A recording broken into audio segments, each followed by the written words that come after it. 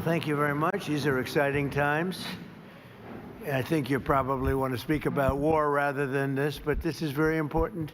This is very important, and we're doing very well on the war front, to put it mildly, I would say. Somebody said, on a scale of 10, where would you rate it? I said about a 15. And we're going to continue to do well. We have the greatest military in the world by far. And that was a tremendous threat to us for many years. 47 years they've been killing our people and killing people from all over the world. And I think we have great support. And I think if we didn't do it first, they would have done it to Israel and give us a shot if that was possible. And if we didn't terminate the worst deal, one of the worst deals ever made, the Obama nuclear deal, I call it the Obama nuclear deal, where he gave everything to Iran, including a nuclear weapon. It was a road to a nuclear weapon. Bad things would have happened 4 years ago, because they would have had it 4 years ago if I didn't terminate that deal.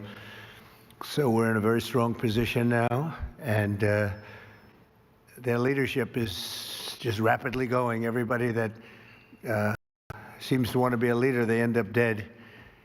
And it's an amazing thing that's taking place before your eyes, because for 47 years we were pushed around, and we shouldn't have been. And I think I can say, and you see it as well as I do, you see the tremendous progress that's being made. Their missiles are being wiped out rapidly. Their launchers are being wiped out. They're attacking their neighbors. They're attacking their, in some cases, allies, or not so long ago allies. And, you know, it's really a nation that was out of control, and they would have used it on us if we let them, if we waited any longer. A big factor was Soleimani, the killing of Soleimani in my first term. And maybe the biggest factor was the rebuilding of the military in my first term. And then the Jews hit the, and I use the word obliterate because it really was, a complete obliteration of their nuclear potential. And that set them back very, very seriously. If we didn't, within 2 weeks, they would have had a nuclear weapon. If we didn't do the B-2 attack a number of months ago, they would have a nuclear weapon. And when crazy people have nuclear weapons, bad things happen. So we're in very good shape now. I want to let you know that, and we'll continue forward.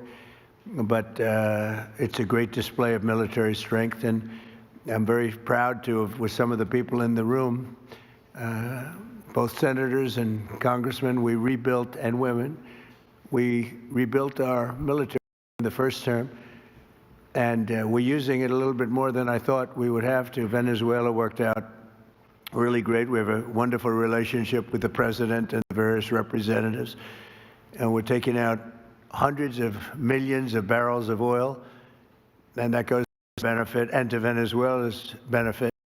They'll be doing better than they've ever done before, and we will get a big piece of that, and we'll also make life wonderful for the people of Venezuela who have been very, very badly hit. So that's a lot in a short period of time, but you can witness it for yourself. And now we'll get on to something that I'm very proud of, because it was sort of my idea, like very much so. Build your own power plant. And everybody thought I was kidding. They said, really, you can do that? How would you do it? I said, we'll get you fast permits, and you'll build your own plants, but we're going to discuss it in great detail with the biggest people in the industry and some of our great leaders and senators. And congratulations on the Medal of Honor for your 100-year soldier. You know, 100 years old, 101 to be exact. And Daryl's been fighting that he get the Congressional Medal of Honor for many years, Daryl, right? Mr. President, I give you all the credit for overcoming the lawyers in the Department of the Navy in a way that I thought was amazing. Yeah. And well, nobody could have done it but you. Maybe it'll be long for, we had to get it to him a little bit quickly, but he looks like he's in good shape. He's got some years left, right? He's planning to come back here for your next Medal of Honor ceremony. And, he's also going to be the star at Tailhook this summer if you want to come to Reno. Well, I congratulate you for that success. That was amazing. He didn't stop. I've known him a long time. He never stops. So congratulations. It's very nice. We're here this afternoon for a historic signing that will help keep down utility bills very, very substantially, and electricity prices for millions of Americans, and in many cases for a lot of people that don't really understand why they're going up, but they're not going to be going up, they're going to be actually going down. Today we follow through on an announcement I made in my State of the Union address last week as America's largest tech companies officially signed the Ratepayer Protection Pledge. It's a big deal. It's going to have a tremendous impact on electricity costs. We're bringing down all of the costs. We have this little interlude to do what we have to do because we had it going, but these interludes are very important, especially this one. But the economy has never been like this. We broke 50,000 on the Dow. People thought we wouldn't do that within the first 4 years. We did it in the first year. And we brought 7 on the S&P, 7,000 on the S&P. They said that's even less likely to happen. And we did that too, all within the first year. Under this new agreement, big tech companies are committing to fully cover the cost of increased electricity production required for AI data centers, and that would be prices for American communities will not go up, but in many cases will actually come down and very substantially. Because, you know, the data centers, and you people are so big, you're the biggest in the world, but they've developed a little bit of a bad public, they need some PR help. Because people think that if a data center goes in, their electricity prices are going to go up, and that's not happening. It's not going to happen. And for the areas where it did happen, it won't happen anymore because they never had this alternative. It's actually going to mean the prices come down. You're going to see how badly they want. Some centers were rejected by communities for that, and now I think it's going to be just the opposite. This means that the tech companies and the data centers will be able to get the electricity they need, all without driving up electricity costs for consumers. This is a historic win for countless American families and will also make our electricity grid stronger and more resilient than ever before. So that's part of it. It's going to be strengthened up, and they're going to be getting a lot of excess electricity from the data centers where they build their own plants. They're going to be creating their own electricity. We're pleased to be joined today by Speaker Mike Johnson, who's got a difficult job, but he does it as easy as anybody I've ever seen do that job. It's never easy when you have a majority of 2, or sometimes less.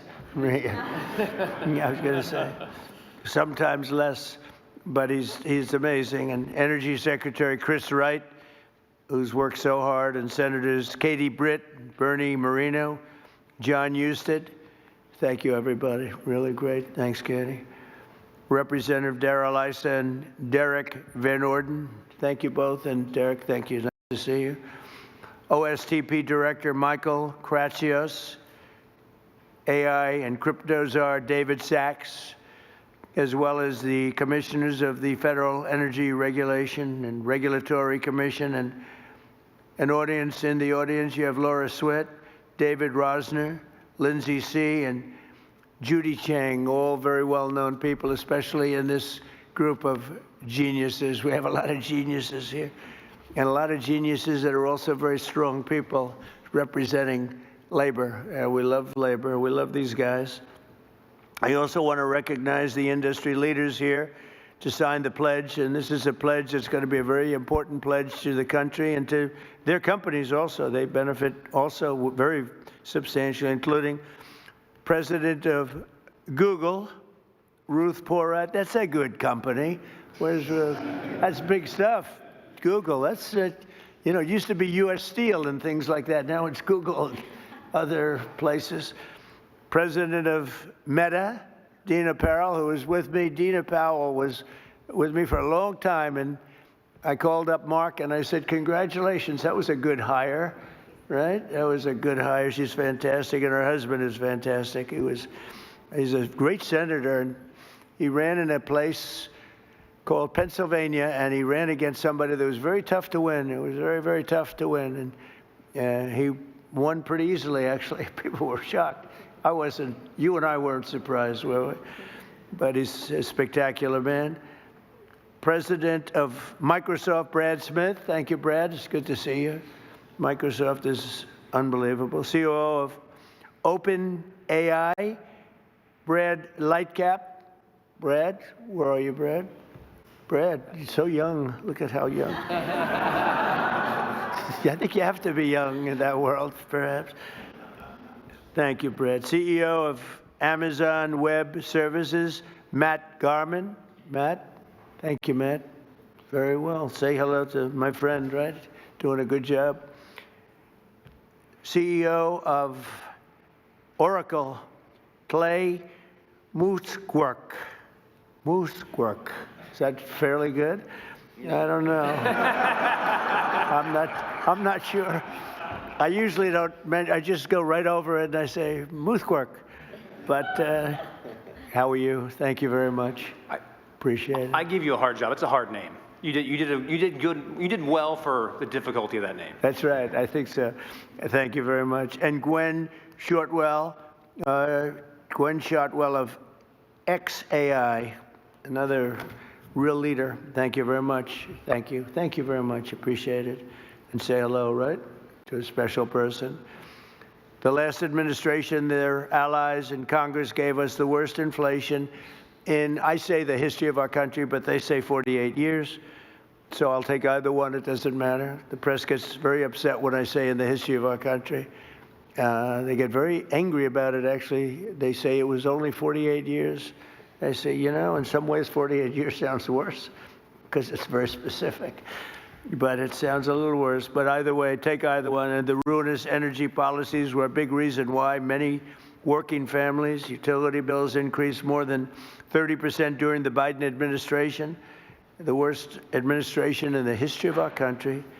That's why on day one I declared a national energy emergency. We had no choice but to do that, and signed an executive order to dramatically accelerate construction of new energy infrastructure, which we are doing at record numbers.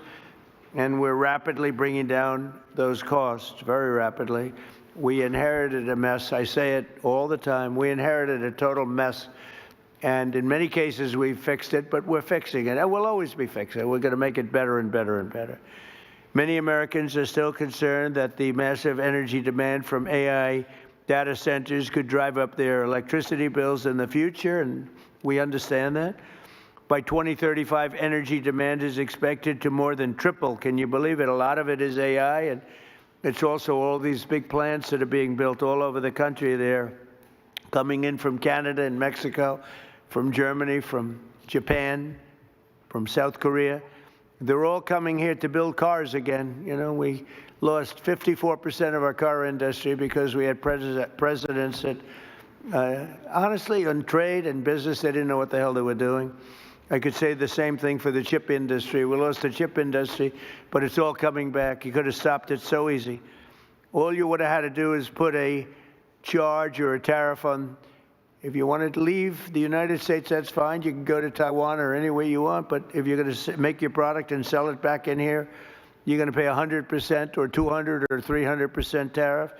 And nobody would have ever left, but they missed that opportunity. But it's not going to matter now because it's all coming. They're all coming back. By 2035, energy demand is expected to more than triple.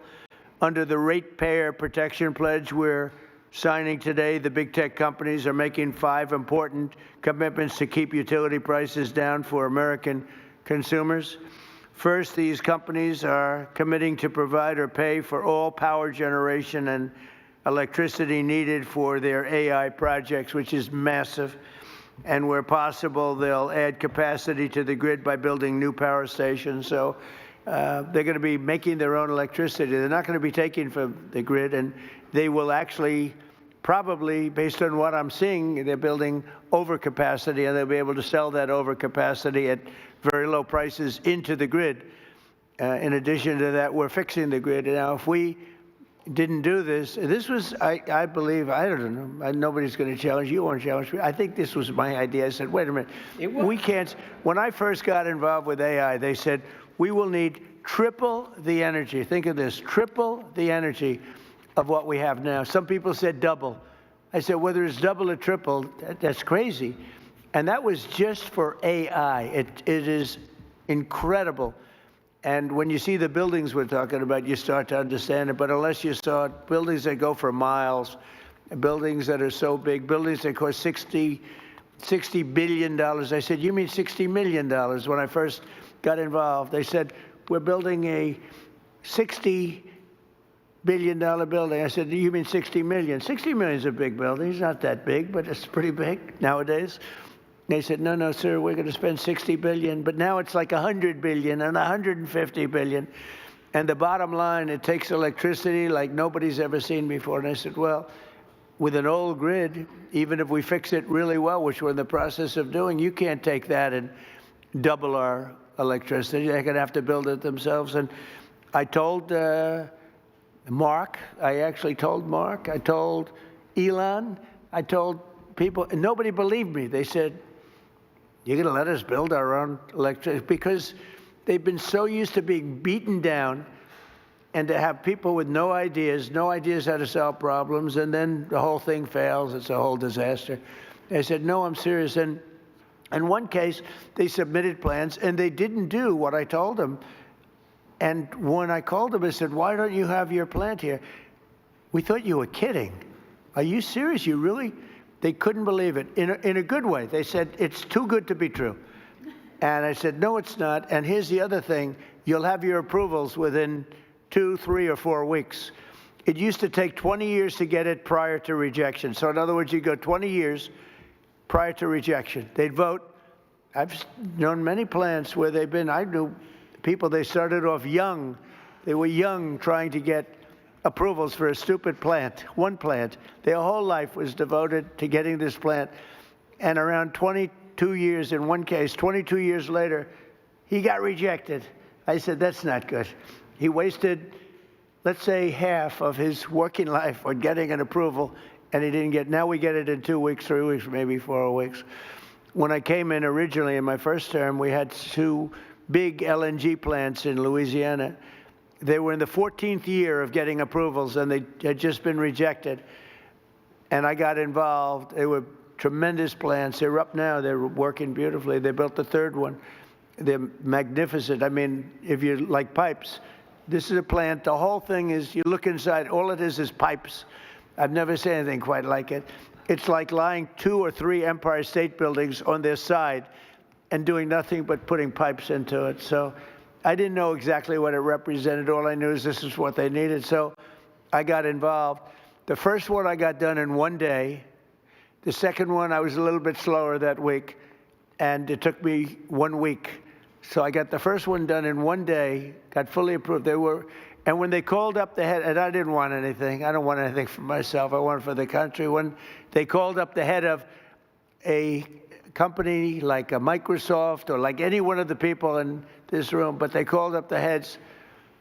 They said, no, we got rejected. No, you just got approved. It was 1 day and 1 week, and they were built, and they're in your state, by the way, right? Yeah, yes. And they are big. Yes, they are. And they're doing great. Lots of pipes. And there are lots of pipes, right? That's all I noticed. I said, I've never seen anything like that. Anyway, so for these companies committing to provide or pay for all power generation electricity needed for their AI projects, where possible, they will add capacity to the grid. They're going to be adding a lot of capacity, and I think it's going to be really, and I've seen some power plants. I'm actually more interested in the power plant than I am in information. I said, where do you make the money for this? They said, information. I said, okay, that's good. That's got to be a lot of information, though, right? And it's turning out to be true. David, it better be true, because you got a big bet. This country has a big bet on it. But it's incredible what they're doing and what they're coming up with. Second, they'll cover the costs of upgrading existing power delivery infrastructure and their energy demand as it requires further investment. So they'll be upgrading existing power delivery infrastructure. They will, third, negotiate separate rate structures with utilities to clearly and cleanly assign them to the costs of new capacity investments and commit to paying even if they do not end up using all of that electricity. They're going to make a commitment. So we're going to have a situation where you're not going to have increased electric bills for homes that are in the area or even outside of the area. And fourth, They'll invest in the local communities where they build and operate, provide workforce development and jobs for skilled Americans like those with us today. We have great skilled people, electricians, engineers, HVAC technicians, server and network technicians, power plant workers, plumbers, welders, and many others, all people that I've hired. All my life I've been hiring you guys, and you've done a great job. I built a lot of buildings, a lot of good ones.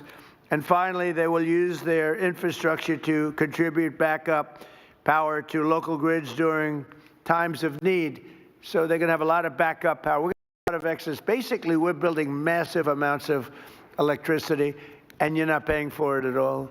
And the companies want to do it because way they can. Otherwise, they couldn't build. I mean, the option really was not about cost. It was about there's no way of possibly taking the old grid and doubling it in a matter of months or years. So in short, America's largest and richest tech companies will be funding a colossal expansion of U.S. energy. We'll have, I read where China is building tremendous energy, and I got to respect it.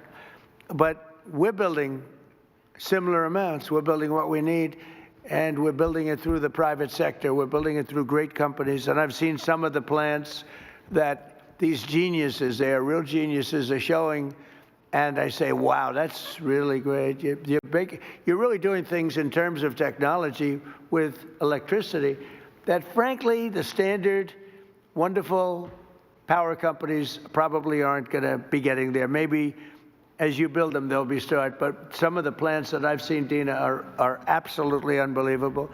So they're going to be producing massive amounts of electricity and energy. The grid, so the American consumers aren't going to have to even think about it, and your electric costs are going to be going down. Now, unfortunately, it'll take a little time to get there, so they'll say, well, you know, I don't know who's going to follow me, but whoever is going to follow me is going to have some big advantage. You know, it happened with Biden where we got a lot of approvals for things, but they take statutorily a year or 2 years. And I got one on medicine that was good, not as good as favored nations, which we just got. That's 80 and 90% drops, okay? Nobody's going to believe it. But I got one on various medicines, and it was good, but it doesn't kick in for 2 years. I said, I hope I win this election because I'm going to get so much credit. And the election was rigged and stolen. And he stood up there one day getting credit. He didn't even know what the hell he was talking about. He got the credit. He was talking about how he did this, and he had no idea what he was talking about, but we were the ones that got it. And I hate that. So this is going to happen again because somebody's going to be getting a lot of credit into the future. But this is really the pretty current future. This is going to go very quickly. This is going to happen almost immediately. The United States is leading the world in AI by a lot. We're leading China. We're leading everybody by a lot. Without this, you wouldn't even, I don't think you could build, Brad, you couldn't build a plant, right? Without this, I don't think you could, you know, you'd have to rely on the grid, and you wouldn't be able to do that. So the United States is leading by a lot. We're leading everybody. And it's not only, you know, other countries are very much into it. They all want it. But we're going to be dominant in this field, which is very important. In crypto, we want to be dominant. We want to be dominant in everything we do. And this agreement will ensure that America can maintain the most advanced AI infrastructure on the planet without American families being forced to pick up the tab. And that's why the early ones, they hook up to the electric utilities, and they can't produce the kind of numbers electric-wise that they want, and they end up raising the rates. It's not going to happen anymore, and now it's going to go the opposite way. They'll make a lot of money, and electric rates, we actually think they're not going to stay. I think they're going to actually, Chris, they're going to actually come down. So your electric bills will actually come down. It'll take a little while, but not long. So this new strategy, never tried before in any country, will pave the way for continued American dominance in energy and technology working together. So you're going to have great energy sources because you're going to build them yourself, and if they're not good, you'll make them a little bit bigger and better, right? But again, a lot of people, it took me 6 months to convince people that I was serious about this, and we have a very big key to what we're doing is Lee Zeldin. He's in charge of the environmental department and energy. and the job he's done is incredible, getting you fast approvals. So some of the plants are starting, and they're coming in. I say, Lee, 2 weeks for natural gas. Don't worry about wind. Forget it. It's worthless. You don't get approvals for wind. We don't do wind in this because it's a loser. Except for China, they make all the windmills. You know, China makes all the windmills. The only problem is they don't have wind farms. You ever think somebody's going to have to look at that? How many wind farms have you seen lately in China? They make the windmills. They sell them to the suckers over in Europe. Europe is buying them by the thousands. And I told them for 3 years, this is not going to work out well. And now they're saying I was right. But we are, I say, natural gas, clean, beautiful coal. You know, we don't ever say in the Trump administration you're not allowed to use the word coal unless you precede it by saying clean, beautiful. And Chris made a beautiful speech about 3 weeks ago, and he took me very, very seriously. And every time it was about coal, and every time he mentioned coal, it'd say, clean, beautiful coal, clean, beautiful coal, clean, beautiful. I said, Chris, easy. It sort of stepped in the speech a little bit. It was a little much, but we got the point across. That coal is clean and beautiful. Well, look, it's so many of the nations that are working are using coal, and you can do things with coal today that are incredible in terms of the environment and in terms of cleanliness.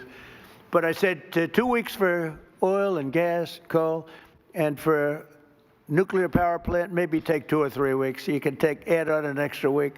But Lee Zeldin has done an amazing job in getting you all of the permits that you need, because normally that would take many, many years, and they're already building the plants. They're being built all over the country, and they are incredible. So with that, I'll introduce Chris Wright, who's we were lucky to get him. Doug Burgum convinced me he was the best guy. I wanted Doug Burgum for his position. And because I'm very impressed with Doug, he's doing a fantastic job. He said, there's somebody that's better than me on energy. I said, a guy named Chris Wright. He's the biggest in the industry. He's the smartest. He's the best. I say, really? He's better than you? And Doug has a very big ego. So for him to say that was not easy. But I met Chris, and it was sort of love at first sight. He has done some job, and so has Doug. We gave him interior where they have all the oil, and we gave him energy where they take it, right? So we sort of did a friendly merger without going through Congress, because if we went through Congress, it would never get done unless the Speaker wanted to get it done, in which case it would be all right. So, Chris, you could say a few words, please. You bet. First of all, thank you all for being here today. The reason we're here and the things that are going to happen are because of the people in this room. I want to thank you, Mr. President, for your leadership.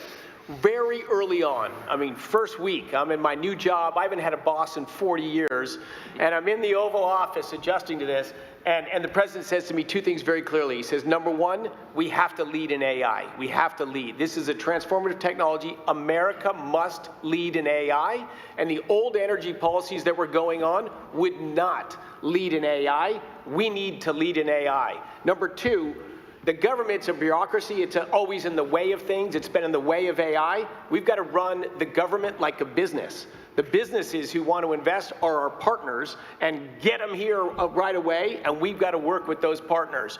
And boy, we have 7 incredible leaders in the room today. We're going to win in AI, and we're going to stop the rise in electricity prices because of the 7 leaders that are sitting around this table. The President said you're going to work with them like business leaders. Ultimately, this is not a negotiation where one side wins and one side loses. We have the same interests. The interest of the businesses is to be embraced by the communities so they can build and develop data centers in their communities.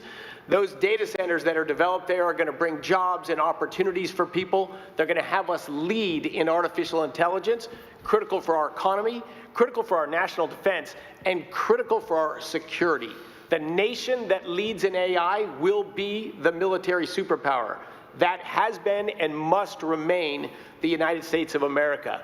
But this is a pivot, and this is a transformation, and it's the bold leadership of the President and the bold long-term vision of the business leaders that I am very proud to call partners and friends around this table that have invested that money, that have developed those technologies, that are willing to invest those dollars, and are also willing to fix the biggest problem, We had 30% electricity price rises during the Biden administration, and we shrunk our amount of available dispatchable electricity. That is a train wreck waiting to happen, and the president recognized from the start, we have to lead in AI and we have to stop electricity price rise, and those are not in contradiction. These companies are smart, they're powerful, they're strong, they can build power, partner with them. And that's exactly, all of them embraced it, all of them have spent money to these noble causes, and as we heard, a number of states that have partnered with the people on this table have announced multi-year rate freezes. Indiana's the leader now and the first one filing for a rate reduction. But it is the partnership of these companies and a business focused on government, focused on the American people, that is the transformation. But I could not be more proud to be here. I've got to thank also our FERC commissioners that are here. FERC is a noble regulatory agency that just got bureaucratic and lived in a different time and a different age. We need to make things happen fast. Could they stand up? Yes, can all the FERC commissioners stand up? Because, you know, they're the most powerful people in the country. And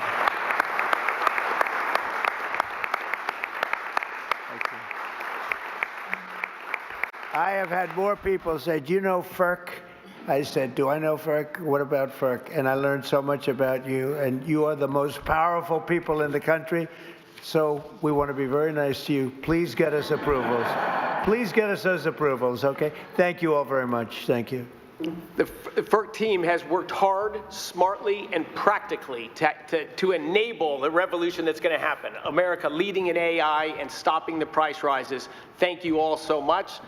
And boy, one of the other things I'm crazy lucky about is to work as a partner with a guy who has the hardest job in the world and does it with a smile, does it with charm, and does it with grace. Speaker Mike Johnson. Well, thanks so much, Mr. Secretary. Thanks to you all. It's a great honor to be here with the leaders of tech and industry, the FERC commissioners. They are so very important, and all these folks who help all this happen. Look, only President Trump has the gravitas to be able to assemble the leaders of all these great companies in one room, and also to conceive of an idea like the Ratepayer Protection Pledge. This is an idea whose time has come. I think it's going to be so well received around the country because, let's be honest about it, there are concerns that people have had. There's a lot of misinformation out there, Mr. Secretary, about the rise in energy demand and what that's going to mean for our communities. So it is so meaningful to have leaders, the titans, to come in and say, everybody be calm. This is going to be great. It's actually going to be better going forward. Not only is America going to stay on top and lead and be the strong superpower that we are, we're going to continue to lead on AI. We're going to continue to make the communities better. I'm in the state of Louisiana. A lot of this is happening in Louisiana, Mr. President. It's not just a bunch of beautiful pipes. It's also data centers. Matt is doing a big one. And, of course, Amazon's working in Louisiana, and Stack, and so many of the other companies. And our communities are so grateful to have that investment, and also grateful because they're coming in as great corporate partners, community partners, and they're acting responsibly. They're helping to build out the energy grid, and they're making life better, not just with good-paying jobs. They're actually making life better in these communities and in our states, and so we're so grateful for that. I like what you said a moment ago. This is a win-win-win across the board. You have everybody who's come to the table in good faith under the leadership of this extraordinary president to make this happen for the country. It's at the perfect time. Trust is not given by communities and local stakeholders. It's built over time. And I think this pledge is a huge part of building that important foundation for the future. America's back, Mr. President. I'm so excited about that. Excited to be a part of this. Thanks so much for letting us be it. Yeah. I think we'll go with John. Is that all right? John Houston? Thank you, Mr. President. In places like Ohio, this is a very, very big deal. I know that you know well that if we want to have economic dominance and national security dominance, we need to have technological dominance. And AI and data centers are a big piece of that. And I know that the American people want to win. They want to win this just like you do. We want to be superior to our challengers like China. We want to have AI dominance because that helps give our military, our manufacturing, everybody across the country needs AI dominance if America wants to win. And I know that you're the leader of the America First agenda. You want America to win, but so do the people in places like Ohio, but they're concerned about energy prices, right? They know that they like those folks out there, the the construction trades that build these, the plumbers, pipe fitters, HVAC, electricians, the people that build the power plants, the laborers, the boilermakers. Like, these are working people in places like Ohio that do amazing work to build the data centers, to build the power plants, but people just are worried about their energy prices. And what you're offering today with this roundtable with the Ratepayer Protection Pledge, Mr. President, is great leadership, because this solves the problem that people were worried about. And as the data centers build new power plants, it leads to energy stability, affordable, reliable electricity for American ratepayers, helping them win the affordability battle that you're leading on behalf of this great team that you've assembled. And I just want to say thank you for your leadership on this. Thank you very much, John. And I hear you're doing very well in your race. He's running for a very important seat in a great state that I like a lot. It's always been good to me, and it's going to be good to you, and it has been good to you. So good luck with that. Okay? Thank you, Mr. President. You're going to do good. Michael, please. Thank you so much, Mr. President. You have been talking about this issue beginning as early as the campaign. In July, when we released the AI Action Plan, this was a focal point of the speech you gave. Talked about it again at the State of the Union. So this is a culmination of this idea that you've been working on for quite some time. And the key to all of this is that American AI leadership should never come at the cost of hardworking Americans' ability to pay their electricity bills. And frontier AI that all of these great companies work on every day, along with the data centers that underlie them, are going to accelerate scientific discovery. They're going to unlock economic efficiencies. They're going to enable entire new industries to support the prosperity of all Americans. And to continue to lead in AI, these great companies need to make new data centers. We need new fabrication capacity. We need new manufacturing facilities, and we need new power plants to be able to do all of this great work.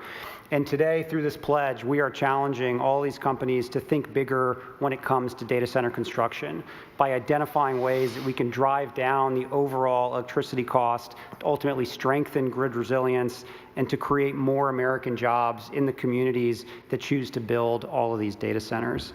By signing this pledge, all these companies here are making themselves accountable to you, Mr. President, and to the American people as they strengthen their commitment to benefiting the communities in which they build and they operate.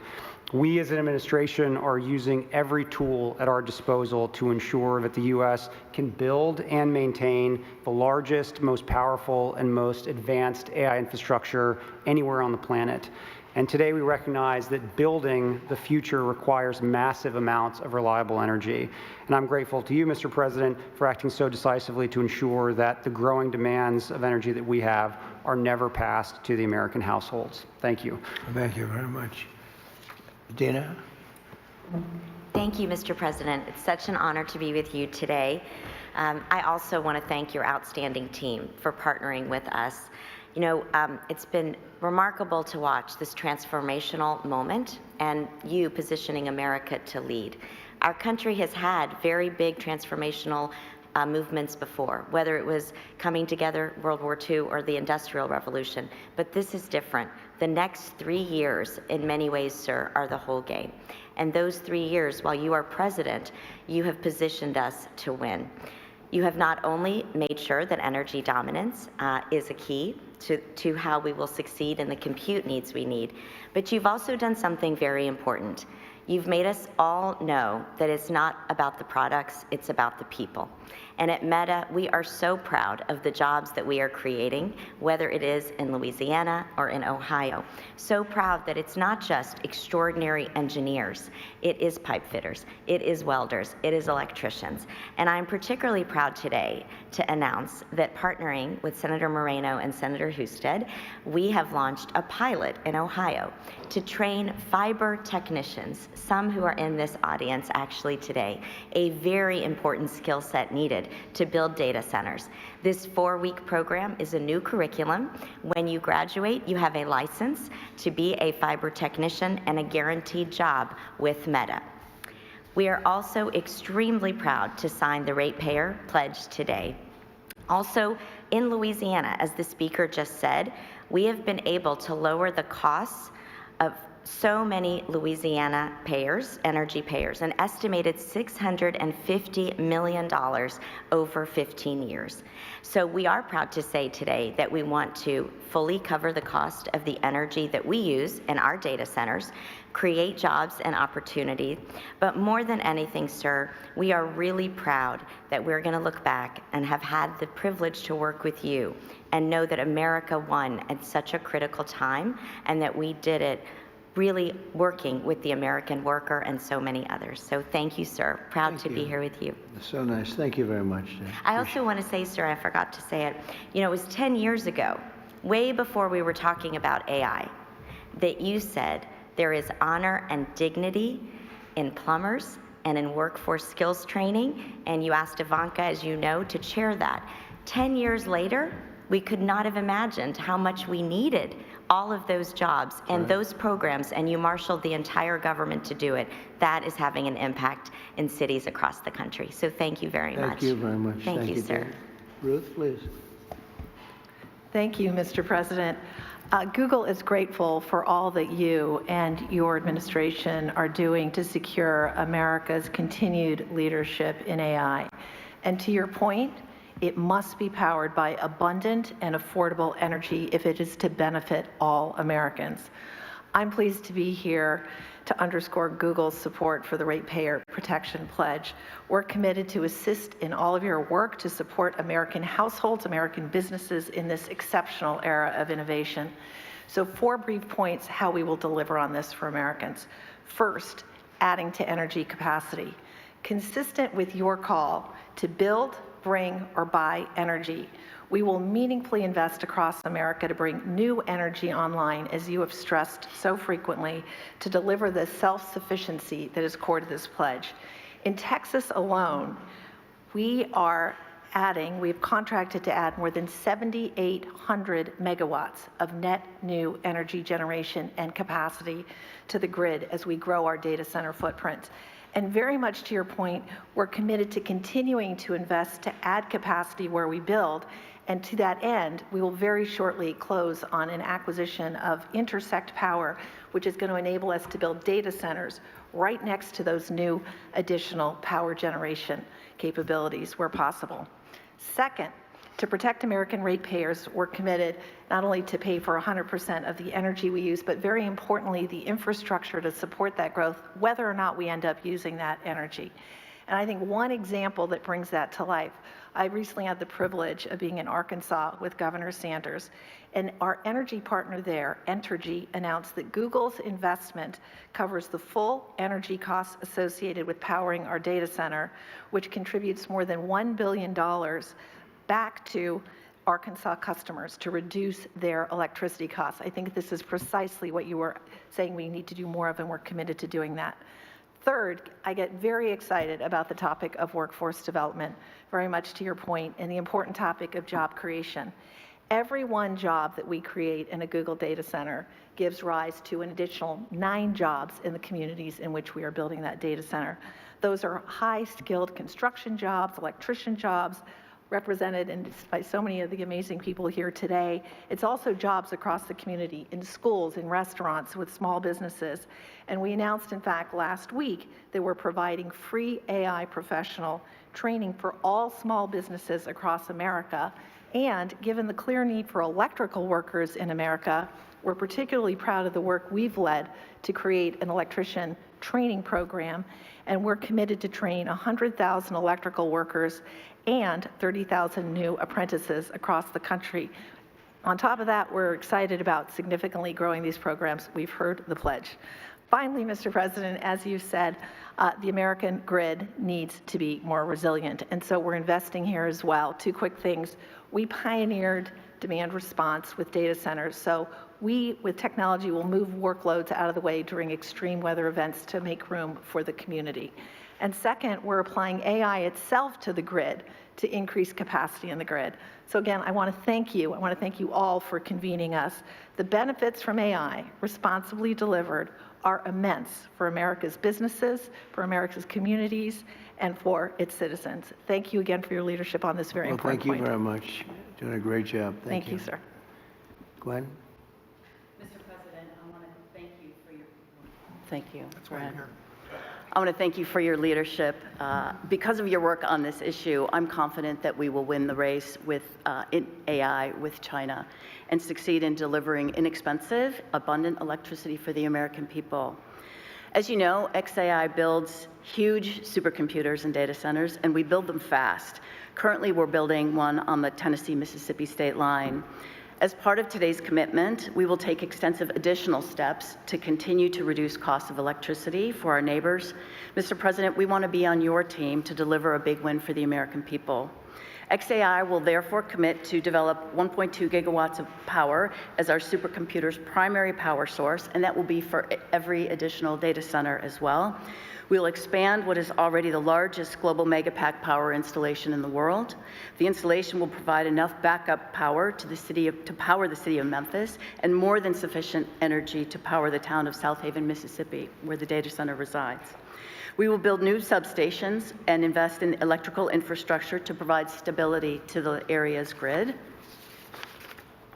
We will build state-of-the-art, we haven't talked about that yet, but this is actually quite important. We will build state-of-the-art water recycling plants that will protect approximately 4.7 billion gallons of water in the Memphis aquifer each year. And we will employ thousands of American workers from around the city of Memphis on both sides of the Tennessee-Mississippi border. We will also commit to deploying our AI technology to make people's lives better, creating a period of abundance where electricity becomes cheaper and people have access to the best goods and services humankind has ever seen. Finally, Mr. President, we commit to take these efforts into orbit. We are currently designing orbital data centers powered by the nuclear reactor in the sky. Launching supercomputers into space will mean even more energy on Earth, as all the power plants that we're building now and power sources we've built will be available to the communities instead of the data centers. I've been in the space industry for nearly 40 years, sir, and I have never seen things move more quickly than under your administration, so thank you for that.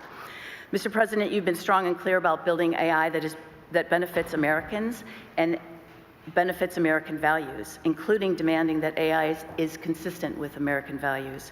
In July 2025, you signed an executive order directing agency heads to support only those AI models that prioritize truth-seeking and are ideologically neutral. We fully support that order, and we're fully on board with the Ratepayer Protection Pledge, and I'm really excited to be here. Thank you so much for your commitment. Thank you very much. Thank you. Would anybody like to say something? We're finished with the official speakers, but we have the most important people in the room, and great people, political and otherwise. Would anyone have anything? Please, Darrell. Perhaps as the California representative here, I can tell you how excited I am about your proposals. First of all of you have major presence in California. And not long ago, I visited the largest site of one that's not here today, Apple. It's in Reno, Nevada, Mr. President. It is 1,700 acres. It goes on, as you said, forever with buildings. It is doing a great job. It is one of dozens. Most of you also have centers being put up in that same neighborhood just outside my state of California. The reason they're there is the availability of power. And the story I just wanted to briefly say that says a lot about the current state versus where you're putting it with the help of industry. They have what you would call huge, beautiful power plants, one after another that they have. They built them for backup because in Nevada they were able to get all the power they wanted, but they built in resilience there.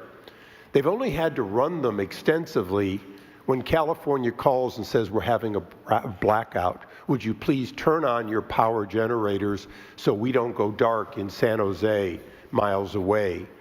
That said so much to me about the responsibility of these companies already in the past building backup power, but also the need to have the resilience that these plants will create as a result of your work. And they won't be diesel plants, they'll be clean burning plants, they won't be temporary or backup, they'll be positive. Lastly, my state has invested in solar, so much so that we have it to burn during the day. Literally, we burn it. We don't know what to do with it.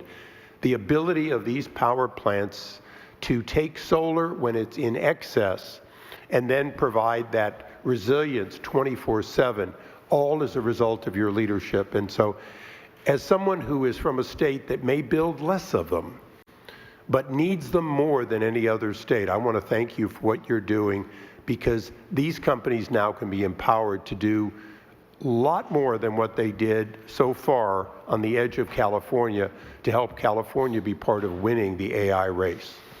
Thank you very much. We'll go very quickly. David, please. Thank you, sir. As I think all of you know here, we have an AI boom going on. We also have a construction boom going on. Just the leading companies in the U.S. are investing $650 billion this year building out this infrastructure. That's a 2% tailwind to GDP, and that is leading to job increases for construction workers and huge wage increases for construction workers like the fellows we got right up here. So this is a very important boom to sustain, and thanks to your leadership, Mr. President, we're doing that, and we're protecting residential ratepayers, making sure that their electricity prices will not go up. That's the combination we need. And I just want to contrast it, if I may, with the approach of Democrats like Bernie Sanders. Their approach is just to ban. They just want to ban the data centers. So they want to stop the economic growth. They want to stop the wage increases for blue collars.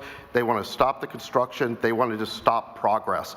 That's not the answer. There's a much better answer. You have found it, sir. And I just want to vouch for the fact that in one of our very first meetings, you did say that you wanted to make our AI companies into energy companies. So that was true. And I remember thinking, that's a really good idea.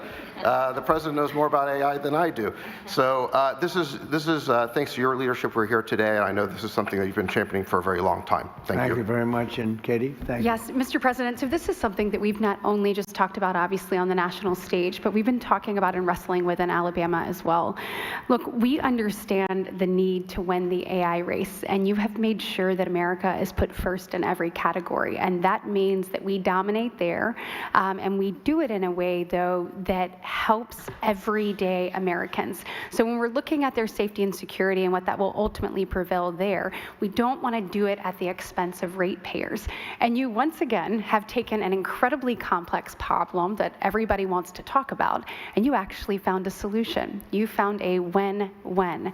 We're not only going to win the AI race as a result of what you're doing today, but you have said to every American, to every Alabamian, I see you. And we're going to make sure that your energy cost not only does not go up as a result, but you even said today, with the added capacity, that it's actually going to go down. In addition to all of that, just want to say thank you to you for being willing to be good community partners. That's what makes all of this work. So the communities that you will ultimately reside in, you are saying we want to build you up in every sense of the word, giving you greater opportunity as a result of this pledge today. So, Mr. President, thank you for making sure that Americans were put first, and that this progress is not at their expense, but is rather at to their benefit. Yep, that's right. Very quickly, Derek. Mr. President, I have to tell you something. You're the only person in the world that can put together this coalition. You are the only person in the world. I hope the American people understand what we're talking about here today. You're meshing high tech with the hammer. You're putting these guys with the hard hats with the 100-pound brain nerds, and that's gonna be the future. Sorry, I love you guys. And so, Mr. President, the thing that the American people need to understand is that you're not thinking about an election cycle. You're thinking about the next generation. And what you're doing today by having this coalition of people is making sure that the future generations, our children, are not going to have to be concerned about losing a war. And that means so much, especially in this time now, if people really take a step back and appreciate this is actual visionary leadership, and it's going to take care long before or long after we're all gone, sir. Your efforts today are going to make America great into the foreseeable future. So thank you so much. Thank you, Derek. You're doing a great job. Bernie, I think you're okay. You want to say something really fast, Bernie? Thank you. He gets my vote. He gets my vote. I have to go back and look at the war. You know, we have a lot of things happening. Thank you, Bernie. You're doing a great job. Please. This is Will Scharf. Go ahead, Will. You have anything to say? I think it's been pretty comprehensively covered by all the speakers you've had today, sir, but you're going to be signing a proclamation announcing the Ratepayer Protection Pledge. This is going to ensure American AI dominance in the years ahead, while also ensuring that American ratepayers, ordinary Americans paying their electric bills, aren't paying anything more. And along with the proclamation that you're signing, each of the CEOs and industry representatives that we have present here will be signing an actual copy of the Ratepayer Protection Pledge, committing them to your vision for this industry going forward. Pretty good, right? And let me say to the press, thank you so much for being here. It was fantastic. After the pledges are signed, if we can have you move out of the room as quickly as you can so we can do a little bit of business. But thank you for being here at this thing. And as you heard, the summary of the Trump agenda is lower prices, higher wages. Okay, you got it done.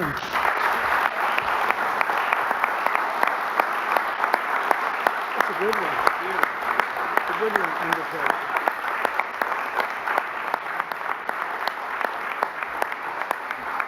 Thank you very much. Thank you. Thank you, press. Thank you very much. Thank you, press.